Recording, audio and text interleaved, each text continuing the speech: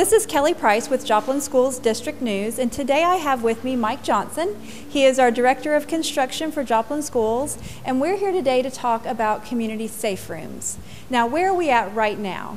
We're right outside the community safe room at New Irving Elementary School. What exactly is a community safe room?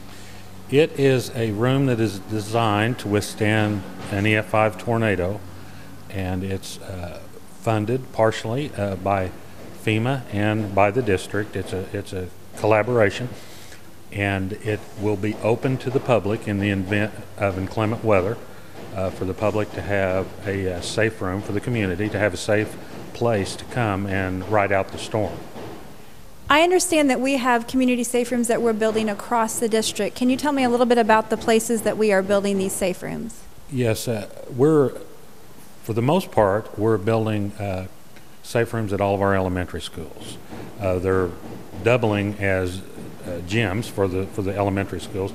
The exceptions to that is the high school, which it'll be adjacent to the Performing Arts Center. It'll be the daily use of that room will be choir and band rooms, and then at Jung Stadium it'll be a field house at the stadium. So those are the only two that aren't really gymnasiums.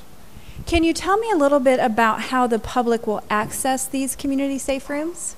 Yes, our intent is to have the safe rooms open well before a tornado warning would be issued. So the fine details are currently being worked out by all the local emergency personnel, but at sometimes well before the sirens would go off, the rooms would be open, and for the public to come in and take refuge. One thing about that is concern is that the people run out the last minute and get caught in their car, and so we're trying to devise methods that would preclude that from happening and encourage people to come in early rather than wait to the last minute. So for community members, if the school is after school hours, how would they be able to access these safe rooms? Well, it's a multi-faceted approach. We have safeguards and redundancy built in. We have with our new construction computerized building automation systems that will allow us to open the building remotely, initiate a beacon light that notifies the public that the room is open. We'll also have shelter managers that live nearby that will have keys that will come in, be shelter managers, and they would also be able to unlock the rooms manually as well. And what about access to the rest of the school? We've had questions from folks wondering if the rest of the school would be accessible during after hours. How does that work? Well, we've taken special care in our designs to cordon off the areas of the school so that when the safe room is opened after hours, the public will have limited access, and the only areas of the school that they'd really be able to get into are the corridors leading to the safe room. They wouldn't be able to get into classrooms or the offices. And when do we expect these community safe rooms to open? Well, we're trying to get as many of these online before the upcoming storm season, this upcoming spring, as possible. We'll have probably, of course the high school won't quite be ready, but we'll have we hope to have as many as 13 ready by this spring. Great. How will people be notified about the safe rooms and the different processes for those? Well, I believe we'll have a public information campaign as we get closer to the storm season, especially this first year, to try to inform the public of the locations and the ins and outs of how to best access these safe rooms.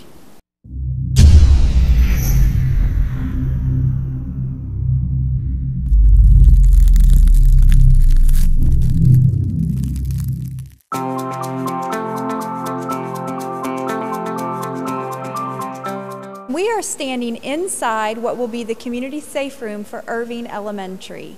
It doesn't look like a safe room though, Mike. Can you tell me a little bit about this space?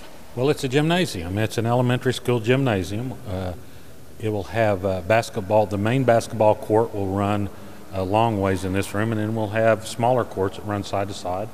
There's bleachers. We anticipate youth basketball and gym classes and school-wide assemblies and Christmas programs and all sorts of activities like that, in addition to being a safe refuge from a storm for both the students and staff and faculty and community. So most days this will serve as a gym, but when there's inclement weather, it will be a safe room. How many people can this safe room hold? This room will hold approximately 1,200 comfortably. And how do the safe rooms, how are they built to withstand something like a tornado? Well, this is made out of precast concrete, reinforced. The roof and walls are all thickened, reinforced concrete that are all welded together into a monolithic unit. They're tested. They're all designed per stringent FEMA designs and inspected by engineers as they're constructed and put together to ensure that they will hold up to an EF5 tornado. So if folks are in here during inclement weather, are there other amenities such as restrooms and facilities such as that? Yes, there are restrooms. So when you're in here riding out a storm, there will be restroom facilities, there'll be lights. We'll hope to even have maybe a TV going and things like that. As long as the power holds up, this particular safe room has a generator for backup power. We like the concept of the gyms, especially for the children, so that it's a fun place. It's where they go to have their PE activity, and they may even shoot hoops while they're riding the storm out to take their mind off of it. So it's not the high ceilings give you a lot of volume, and it's not a very scary place. So we think they'll be more comfortable in this space. One of the questions we get is on the doors and how they will open and if you will be able to see what's going on outside. Do we have any special features on some of the exterior doors in the safe room? Well, we try to avoid windows. They're very expensive and to be built to specifications. So what we've done is on all of our safe rooms, we'll have a viewing area where you can see outside.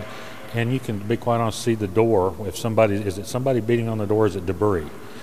So you'll know to open it that it's not, not actual debris. That it's somebody wanting in. So, and all of our shelter managers will be trained in that.